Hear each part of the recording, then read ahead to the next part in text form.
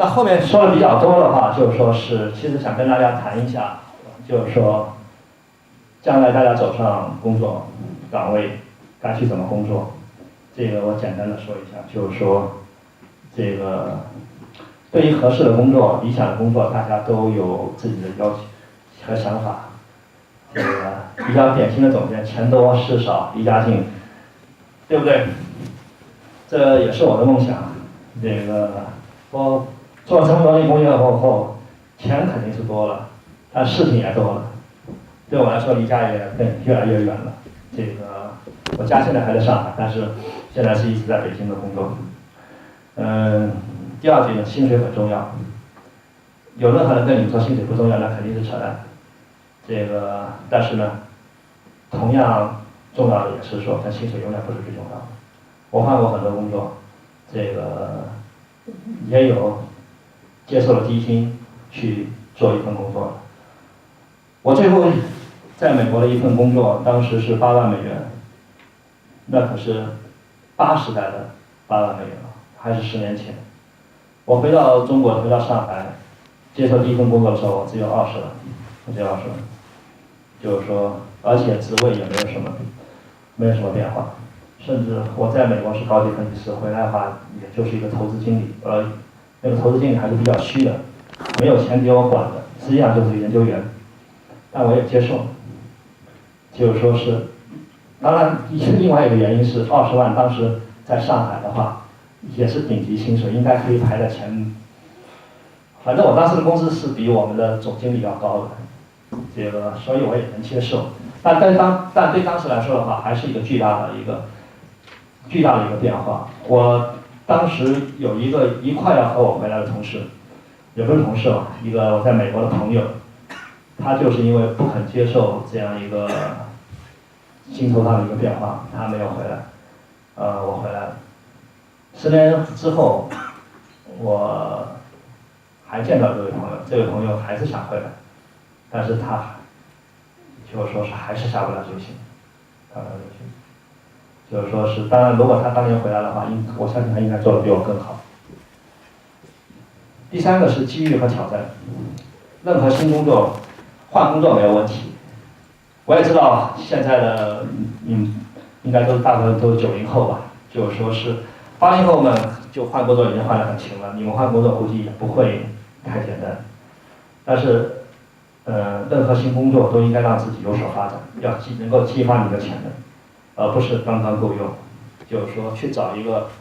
能够促使你在你这个年纪上面能够去没日没夜有激情去工作的地方，而不仅仅是为了薪水。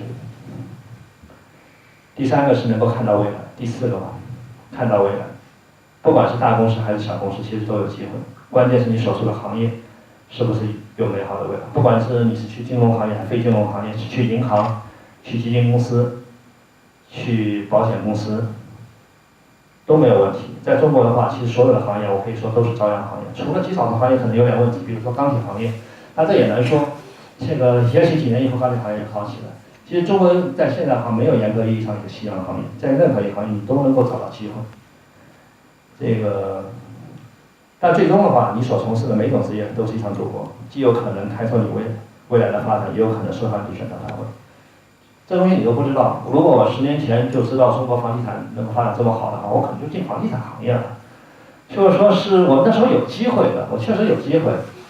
这个，而且那个时候有几个朋友都已经在万科，就是说是，但是我当时是觉得这个，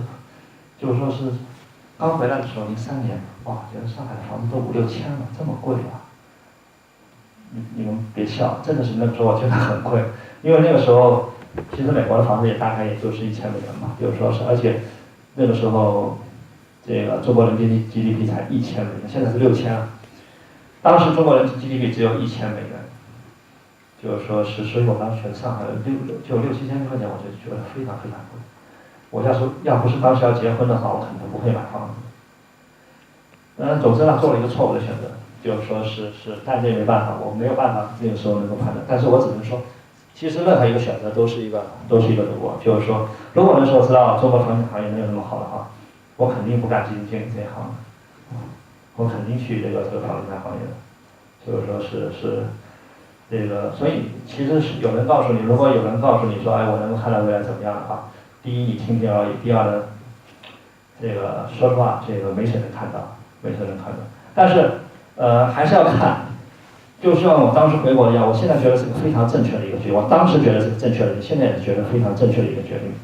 但是在我踏回来的那一步的时候，我其实心里也还是有恐惧的，毕竟离开中国7、8年了，我不知道会怎么样，甚至中文的表达都说得不太好，就是说，其实后面会发生什么我也并不知道，但是只是有个简单的想法，觉得中国未来10年不会不错。这个，但你说有多少的依据支持我，我也不知道。就是说是，只是那时候还年轻，觉得没关系，就从头再来嘛，大不了从头再来。其实当时我回到中国也可能是从头再来，就是说是，所以没有关系，我都30几岁了，我都可以承担这些风险。你们才20几岁，没有什么关系，大不了错了嘛，换一个。即使是我说了，这个每个行业都有可能会出国，就是说错了也没关系，你还年轻，还有机会再来。再说个小故事，10年前的时候，当时那个我在回国之前去了一下哈佛的这个，我在波士顿住，去了那个当时的哈佛 China Review 就哈佛中国评论举办了一个会，然后这个就是说是中间有个讲座，有一个叫杰克马的人在台上讲话，就是说是。我听了以后很激动，然后我听完以后上去跟他聊了好几分钟。然后这个人的中文名字叫马云，这个就是说是还挺了2分钟的，就是说是，他最后其实是跟我说，就我那边挺需要人的，就是说是这个，就是说，但是我工资开的不高，你还不想听？就是说你要想回国的话，你可以到我那儿去。就是说是这个，我说了，就是说人生有无限种可能性嘛。我后来无数次的回想过这一幕，就是说是如果当时我决定去了，就是说是我会怎么样？但是说这种人生无法假设，人生无法假设，就是说这个我当时能够感受到他那种激情和感召力，但是当我知道就是说我可能只有1个月2000块钱的工资的时候。我还是无法去做这个决定，我还是无法去做这个决定。但是我还说了，我如果是20几岁的时候，我有可能，那时候我已经30岁了，就是说是已经30多了，就是说是还有很多很现实的一个考虑，就是说我在美国拿着60几万人民币的工资，回国20万我可以接受，但是你告诉我是2万块钱，就1年2万块钱，我大概还是接受不了。但是在你们这个年龄上，你们有无限的可能性，你们其实可以去做。当然，我后来事后无数的想，就是说是我当时有没有可能做不同的决定？我的回答其实大概还是不会，除非我非常确切的知道后面会发生什么。但是你人生永远无法讲，你在那个时候你是不知道的。当然，马云在那个时候他也不会知道，就是他会做这样的一个成功。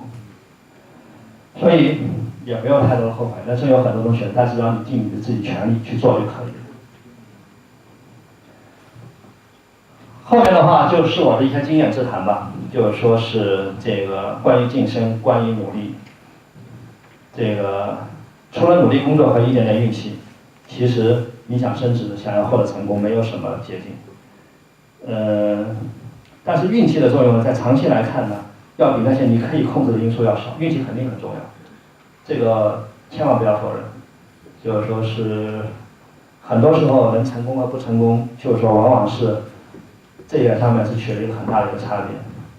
但是从长期来看呢，它远比那些你可以控制的因素，你可以控制的因素是你怎么去跟人相处，